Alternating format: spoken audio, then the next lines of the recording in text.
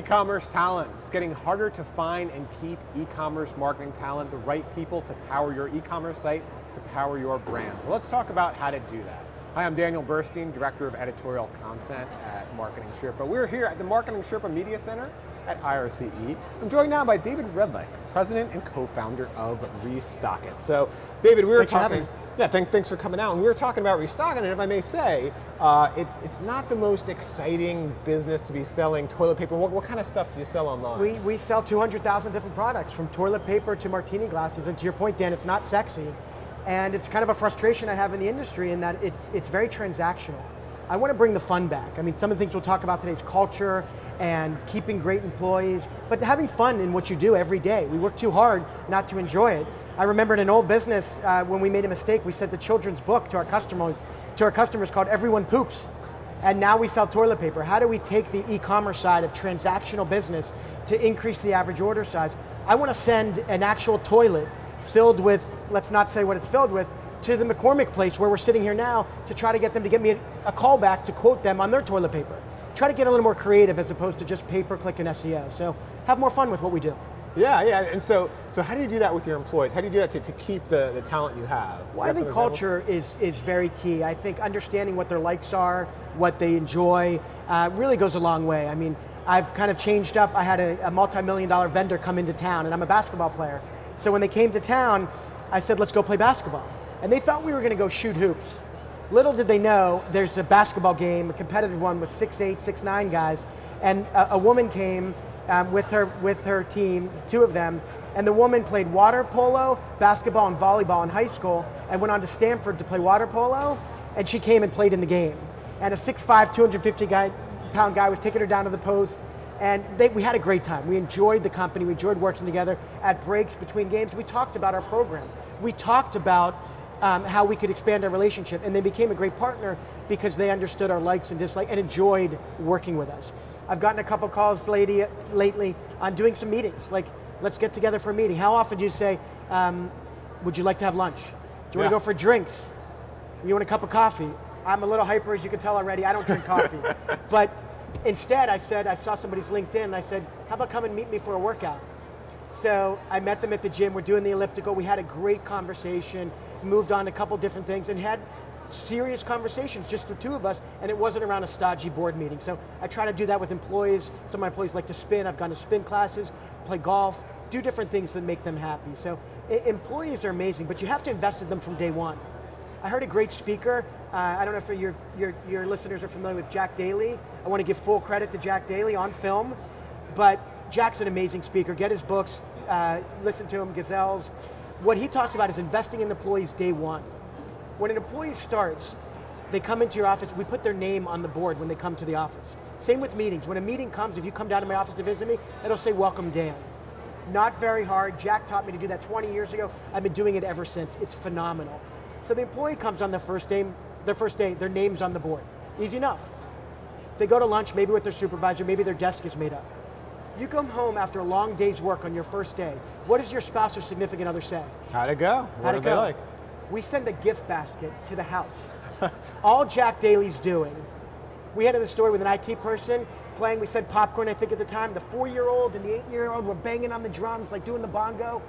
And the dad walks in and says, that's not for me. And he's like, the whole family's like, yes, that's for you from your new company. What do you think the spouse said then? She was pretty impressed, huh? Don't screw it up. Don't screw it up. So it's really investing them from the beginning, collaborating. We do a lot of things that we enjoy. Also, I don't know if your listeners are familiar with Rockefeller Habits from Vern Harnish, or Scrums or Agile, but we have a daily huddle.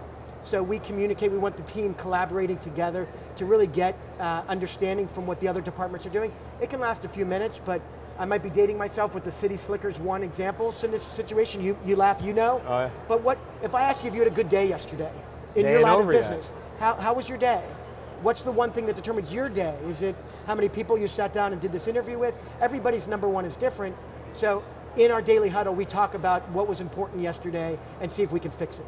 And it helps us with leading, it helps me lead the team, and it helps the vision of the company go forward. Yeah, so I think you've got some creative out-of-the-box solutions. Some I think we could all take on, like sending home a gift basket to a new employee. That's nice. Now, in terms of some of these more non-traditional needs, how do you understand the employees and what works best for them? So, I mean, I've got a sick three-pointer, so I'm up for basketball. But how do you find out what works best for each different type of employee? Well, I mean, it's basic business logic. You get to know them. You experience them. You get to know them over time through maybe some of the coffees or the meetings. But you take great notes on what they enjoy, what they like. You want to do business with people that you enjoy. And I walked up to somebody there today and they're like, how's your dog? And they're like, thanks for noticing. So one of my interview questions, maybe even at the start, is what do you do for fun? And break the ice a little bit to understand them. I do get a little silly. I have my own philosophies. I guess I can share them now on your network. But I'm a Wharton graduate and I talk a lot about org charts at companies. So I have a personal org chart I believe in. And I say to you, I'll ask you a very specific question, Dan. I'll ask you to answer in front of your audience. Sure. If you have an org chart and your family is a vice president, and your job, this great business that you're with, is a vice president, you need your job to support your family, so forget the fact that your family should be hired. Let's call them vice presidents on your org chart. Sure. Where does health go on your specific org chart? Oh, is it a vice president, a director, is it a janitor? You laugh, so I'm questioning Falls to if the it's bottom, low. yeah. So where do you put it? Somewhere? Falls pretty low. Maybe I hope a director. I don't know. I've been the book I'm never going to write. It should be the CEO of your company. If you don't have your health, you have nothing. Yeah. On an airplane, what do they say? Put your mask on first, and then put it on the people around you. So again, make yourself a priority. I don't want to say selfish. People who come to these shows are like, I'm too busy. I can't work out. You're going to eat very poorly. You're going to drink a little too much. But how do you find that balance to do that? So with employees, I try to make that a priority. If they want to leave at 4:30, 4 o'clock to go to a class, great. I want to judge them on their work product, not on what time they leave. I mean, that's ridiculous. So really try to spend time with them, get to know what their likes are, and encourage them to take that time and enjoy themselves. They will come back stronger and better for you because they're really enjoying themselves at work. So very, very employee focused. So let me ask you, you seem like a passionate guy, if I may say. A little energy. So how do you go out and find the right customers for this environment you have? Find the right employees for this environment? Again, I think referrals are number one. For those of you that don't have a referral program for your own company, it's a mistake. What I mean by that is offer thousands of dollars, depending on the position, customer service to IT could be more, but recruiters are very expensive, they're great. I work with Harry Joyner here at Ecommerce Recruiter, who's amazing, but I also want to have my employees find talent. They're friends. I went to a friend of mine's company and was on a tour of his company, and I'm walking through his customer service department, and I pull him aside first so I don't get in trouble, but I'm like, can I tell your customer service team that I'm looking for a customer service rep? Clearly, I'm not going to hire any one of them. I wouldn't do it. We're friends. Morally, ethically, you do the right thing.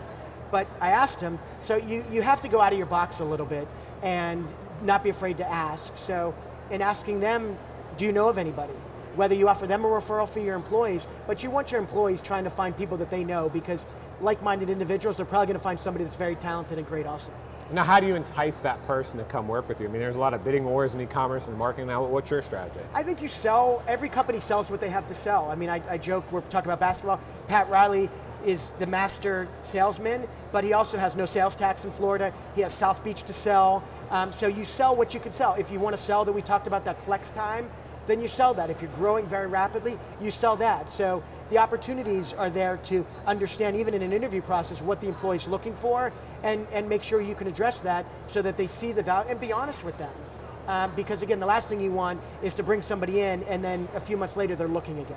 You want to make sure you bring in the right talent and hire them and get them excited about being part of the team, and have other people interview them.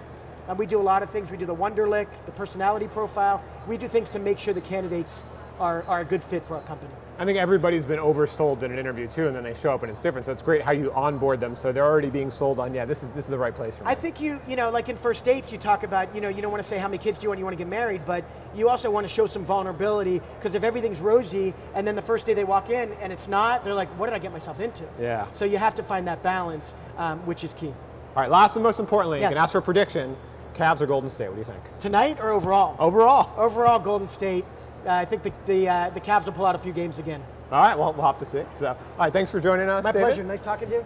And thank you for watching. You can get a lot more e-commerce tips at marketingsherpa.com/IRCE. Thanks, Dan.